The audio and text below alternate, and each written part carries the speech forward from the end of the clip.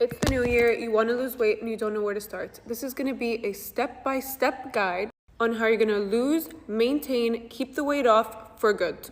I've lost 20 pounds and maintained my weight for the past 3 years, and this is exactly how you're going to do it. I'm going to give you the exact blueprint you need to stick to and how your day is going to go on your weight loss journey. Tip number 1 is going to be intermittent fasting. If you're someone that snacks late at night and you tend to overeat after dinner, intermittent fasting is going to be a very useful tool for you. I usually have my first meal at around 1 or 2 p.m. So I'll have a coffee first, either a black coffee or a coffee with a splash of milk. And I'll even work out in the morning, and I find that I have more energy when I'm fasted than when I do eat and I feel a bit sluggish.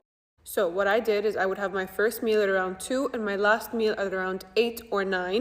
But I would make sure that I would fast for 14 to 16 hours. That way that when I would have my first meal, I wouldn't be ravenous, my hormones would reset, and I would have my first meal. The most important thing is that in your first meal, you have 30 grams of protein, because that first meal is going to set your insulin for the rest of the day. So let's say I start off the day with watermelon. That's pure sugar, it's a fruit. So my insulin is gonna spike and I'm not gonna have protein to keep me satisfied and full. For example, this is what my day would look like. I would wake up, work out, have my coffee at around 11, 12 with a splash of milk, and then at 1 or 2, I would have a big meal. So let's say I would have like 3 eggs, some turkey slices on the side, avocado, feta cheese. I would make sure it's very balanced. So look at your meal, make sure there's protein, carbs, fat. And make sure the protein overpowers the meal, because that is going to set the tone for your day. Your breakfast sets the tone for the rest of your day. You start the day with a healthy, high protein meal. That's what you're going to crave for the rest of the day. Weight loss is not just calories in, calories out. I hate when people say that. Get that out of your brain, because you need to focus on the nutrients. Sure, calories in, calories out, you're going to lose weight. You're going to lose weight. You might keep it off for a couple of months, but it will not be long term, because you didn't look at the nutrients. You didn't look at the protein, the carbs, the fat. You didn't learn how to eat properly.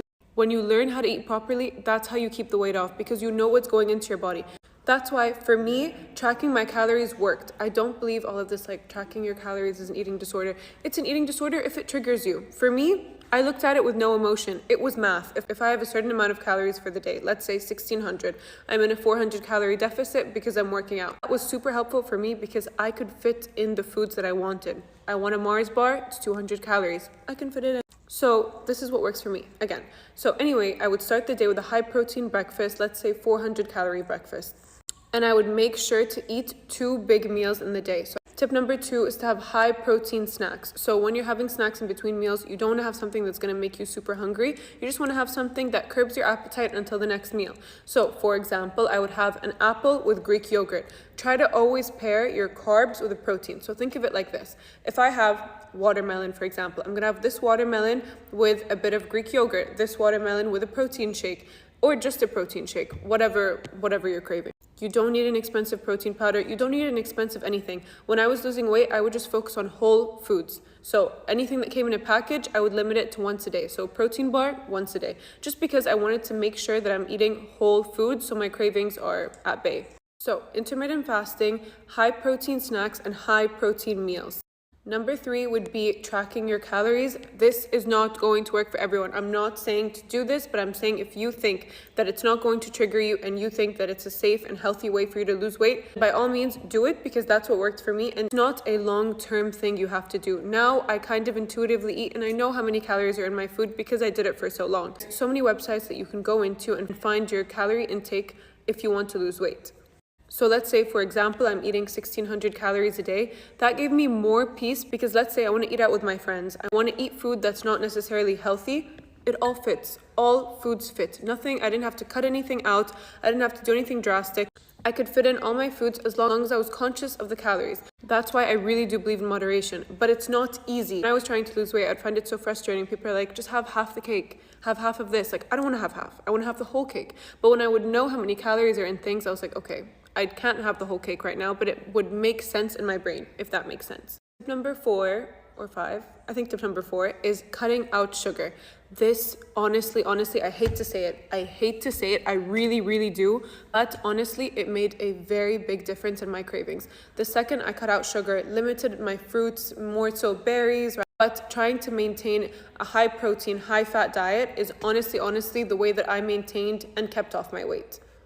Because as we know, carbs do spike our insulin. Carbs do tend to make us hungrier and more sluggish. So for me and my energy levels, I prefer to have high protein, high fat, and it keeps me more satisfied. Of course, I love to have chocolate, I love to have sweets, but I'll have that after a high protein meal.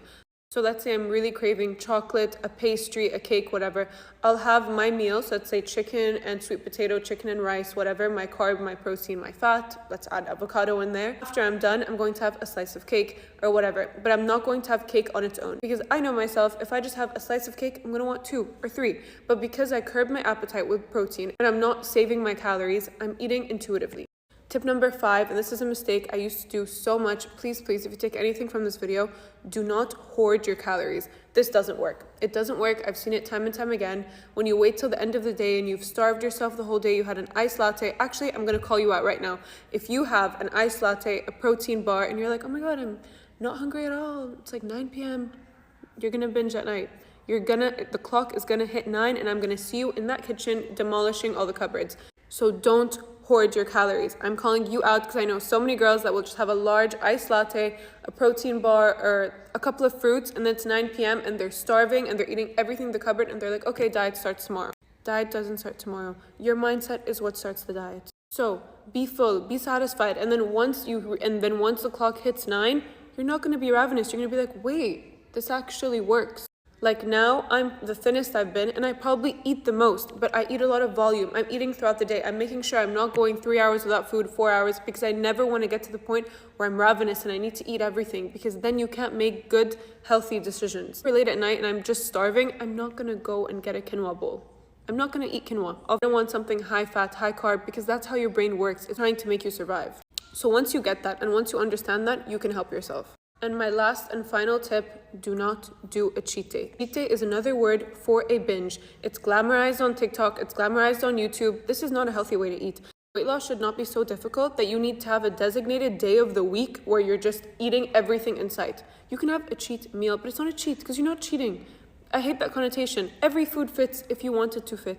You can have a meal that's off track and then get right back on track later. It doesn't matter. You're not going to ruin your progress. It takes 3,000 calories above your maintenance calories to gain a kilo of fat. You're fine.